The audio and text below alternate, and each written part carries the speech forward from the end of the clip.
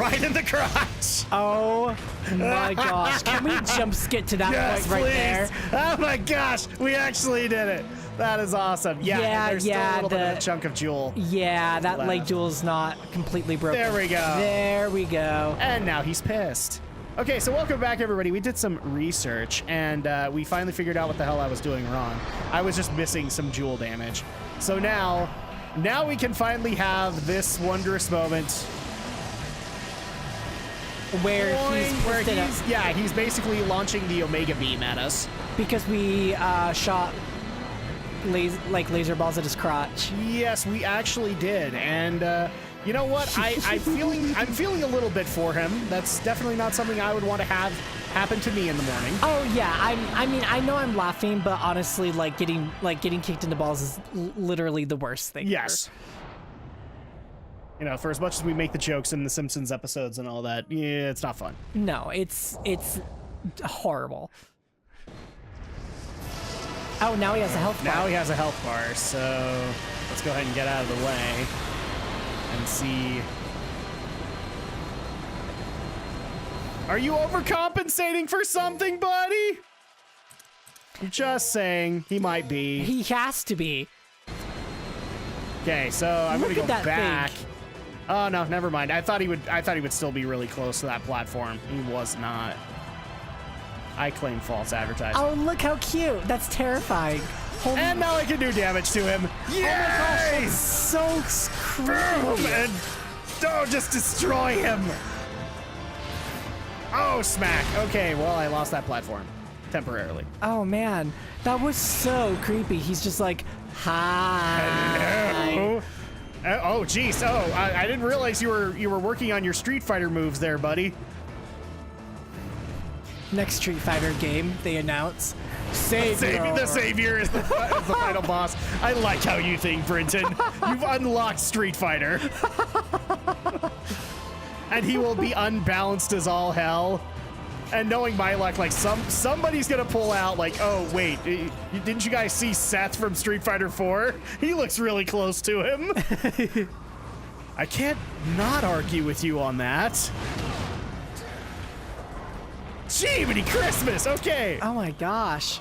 That crotch shot was really pissed at us. Oh no, and now he's stunned. Well, I mean, Adam, I would be really pissed too if somebody shot lasers at my... You know what? No, so would I. It's one of those things where I've got to sit here and go, bad Adam, why did you do that? I mean, I feel for the Saviour right now, but ultimately in the end, gotta go. Yeah, and actually he's gonna go right now. Yay. So now Dante's plan gets put into motion. And he thrusts it in. Is he now, Liam O'Brien?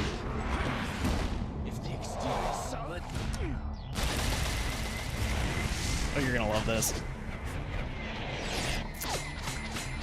Oh my Lanta. Because that makes sense, right? Yeah, I mean, I've checked my brain at the door, yes. So take it out from the inside. In a couple of weeks, I get to do that in my Bayonetta 2 Let's Play. Yes, check your brain at the door. Yes. And it will be enjoyable. But I'm not trying to get ahead of myself because I am so excited to do Rise of the Tomb Raider. Time to wake up, kid.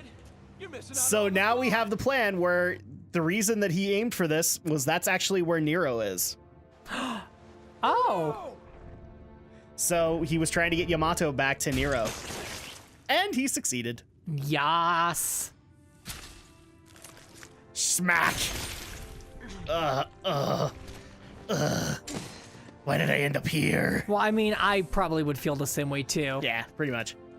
I've been in like this little vagina-esque like pod for who knows how long.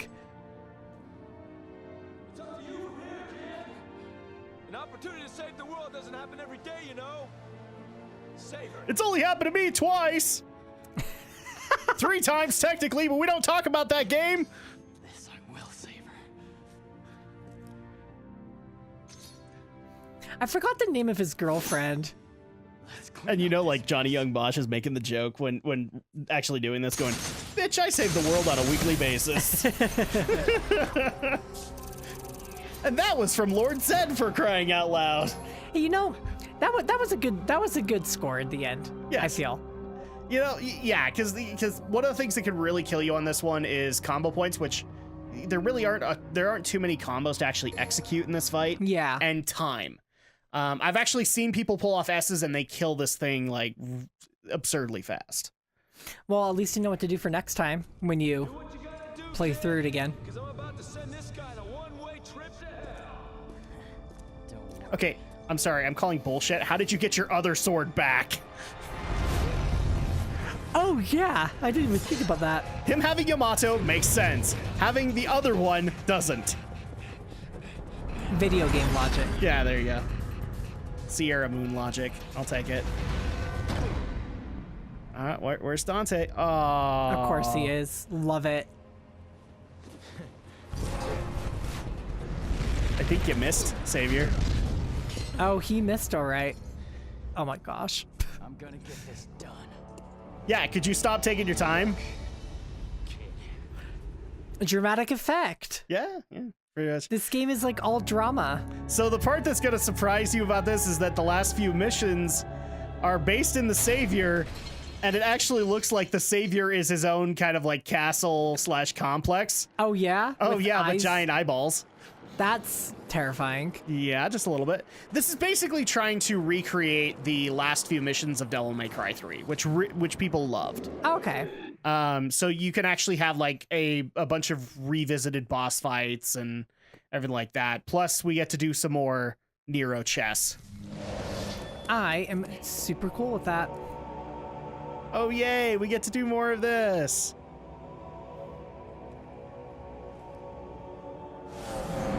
Oh yes, and by the way, we also have another goal because, well, he can't leave without the girl now, can he? Kyrie, there we Yeah. go. Kyrie! Oh, the stairway to heaven or hell. Know that we control it and all will be well. Oh my gosh. Yeah, this is like a really big one. Why? So, boom! Let's hope luck is on our side. Well, 5, that's already a good start. 1, 2, 3, 4, 5. Okay, unfortunately you have to land on the purple one to move forward. Oh So, my gosh. Okay, I'm just gonna kick back and bitch a little bit if you don't mind. Yeah, go ahead and do so. 1, 2, 3, 4. Okay, this is gonna be giving me red, which is an enemy. Yay, I get to do all this over again. Oh my gosh. I just don't even know what to say right now. This is like the one thing I hate about video games, when they make you do trivial shit like this. It just makes me want to quote the nostalgia critic. It really does. Padding, padding, padding, padding, padding, padding. Because at this point, it's like the final boss fight is all but inevitable at this point. Right. You might as well just let us get it done and over with. I know. This is just like, this is literally what, like, it's busy work. Yes. If I were to equate it to something, But now that- we've kind of learned the board. We want to roll low yeah. so we can move through the map a little bit quicker.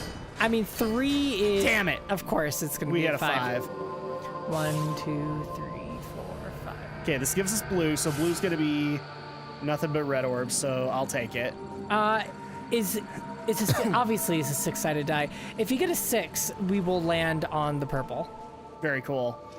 Okay, so... But obviously, boom! obviously the probability of that is like. We got another 5. Darn it. So now we need to get Snake Eyes. Well, it's gonna be enemies. Okay, so more enemies. Yay! Oh, and it's like not the same guys. How lovely.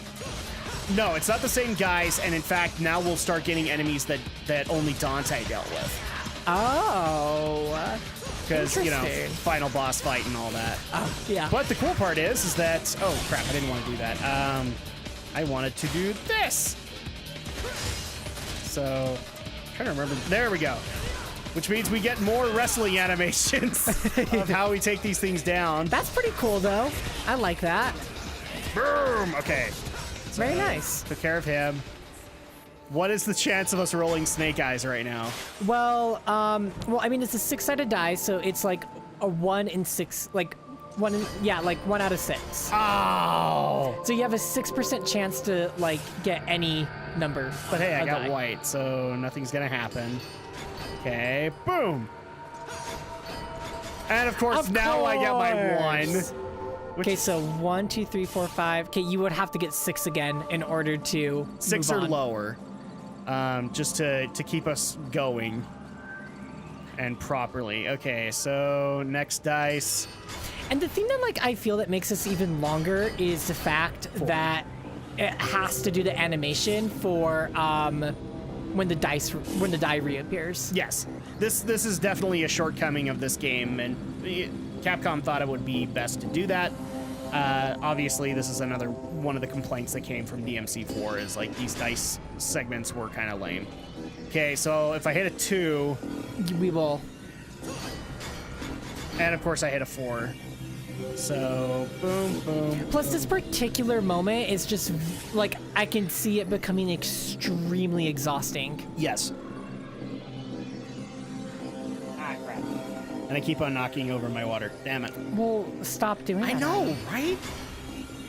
So while we're doing this, now technically, this is usually the point where we handle a bunch of other questions. And there you go, 6. There, finally! Will this For do the it? love of God! Yeah, this should do it. 4, 5. Yes! Okay, so this moves us up to the next floor. Oh, that was... And now we actually have to do kind of recreated areas and do our fights here. Oh, my Lanta. Okay, so am I going to answer a question? It sounds So like? yes, so technically you actually answered these questions in your recent edition of Final Fantasy XIV. Yeah. But unfortunately, I answered a few, not all of them. And by a few, I literally I answered 2. but unfortunately, Drak was a dingus and forgot to actually mention that on the podcast. So we'll just go ahead and tackle him now. And we'll start off with the top story, which was the world records. So I already talked about that. well, give us kind of a quick overview on it. Like, where are you standing with Todd Rogers as well as Billy Mitchell? Like, have you seen King of Kong? No. Okay, so this'll be interesting then. Like, so how do you feel about Billy Mitchell's world record and having it be kind of subject to removal? Well, if I remember correctly, I think I pretty much said I was just like meh about it, which isn't like which wasn't like the best like answer or opinion that I had, but I was just like, if this is something that, if this world record was something that was so desirable that you had to lie about it, like I find that to be super silly. We're talking about a world record that's basically defined Billy Mitchell's career. Okay, these two, he used to be the world record holder for Donkey Kong as well as for Pac-Man. In fact, one of his biggest acclaims to success is the fact that he is the first person to play the perfect game of Pac-Man. Except now we have evidence saying there were 2 other people before him that did it. Okay, so Kind of thing. And this was something that I actually mentioned in my video. I was just like, a lot of the times when I am giving stating my opinions and participating in the panel, a lot of the times, a lot of the things that I say are definitely shaped and shaped by like what you or Romney or Alex says, because it helps me to formulate a stronger opinion that is a little less black and white, because I can tend to be black and white, like a little too black and white sometimes. And so when I was when I was talking about this by myself, I was realizing that So would you like the perspective that we had from it, or? Because I can give that to you really quick. You've already started to give me a little bit of a perspective on it, which is why I'm even mentioning this to start. But but there's also stuff that the article didn't necessarily cover that we did on the podcast. Okay, go. You kind of missed out on. Well, yeah. Go ahead then. So I linked one article which covered the Billy Mitchell scores, but I also went into another Twin Galaxies record holder that has fallen under a lot of controversy too, named Todd Rogers, who is he is self-appointed himself the king of Atari.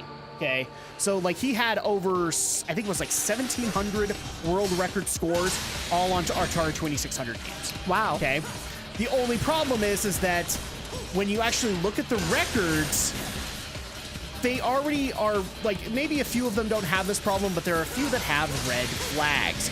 One of which being the fact that if you look at Todd Rogers' score and then you look at the score next to it, it's kind of outlandish.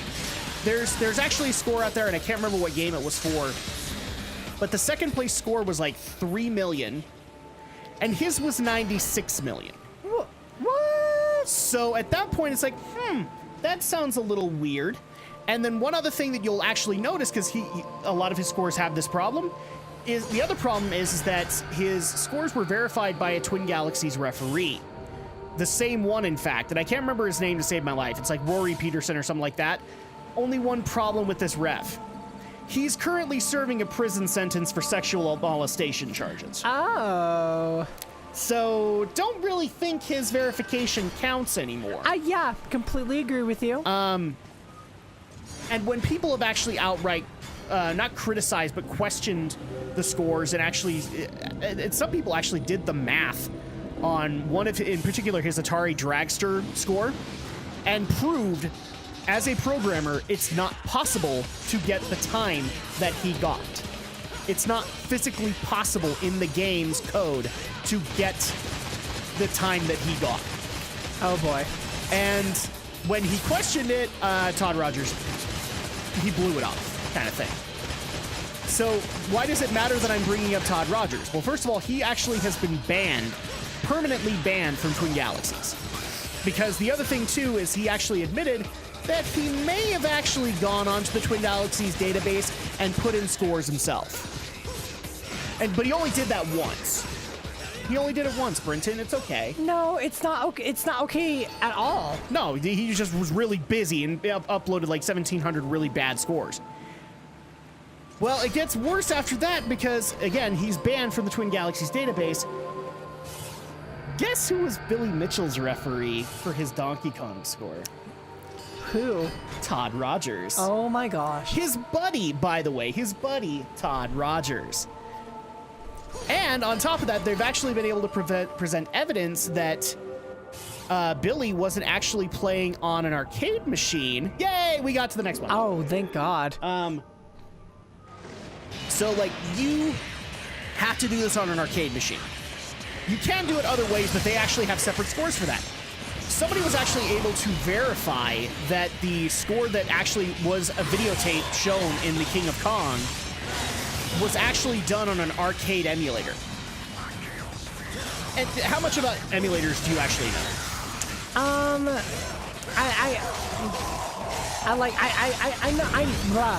Answer the question, Brinton. I know enough that I know enough. So you know about save states and stuff like that? Yes. Okay. MAME, the emulator in particular that he used, actually has its own world record scores separate from actual arcade machines.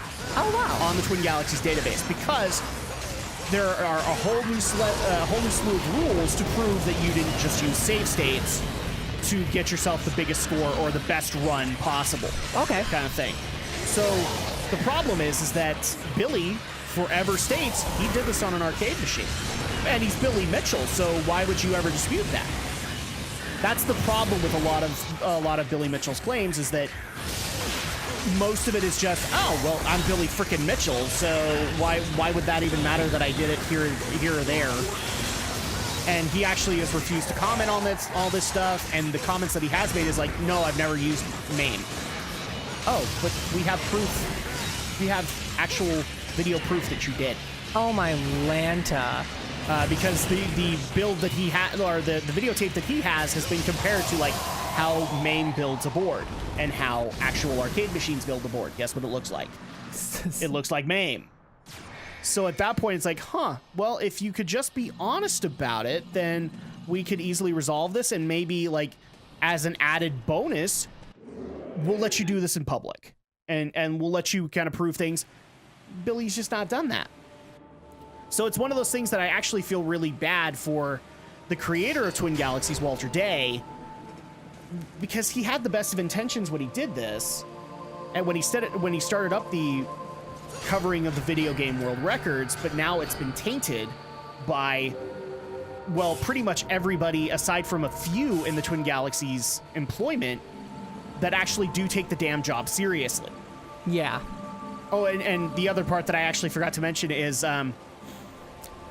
not only is Billy Mitchell a referee for other people who are trying to dethrone his Donkey Kong score. That makes sense, right? The guy who has the world record's your referee. All of this just sounds super And he's heavily sketch. financially involved in Twin Galaxies. He has a financial stake in the company. Huh. That's a little bit of an issue.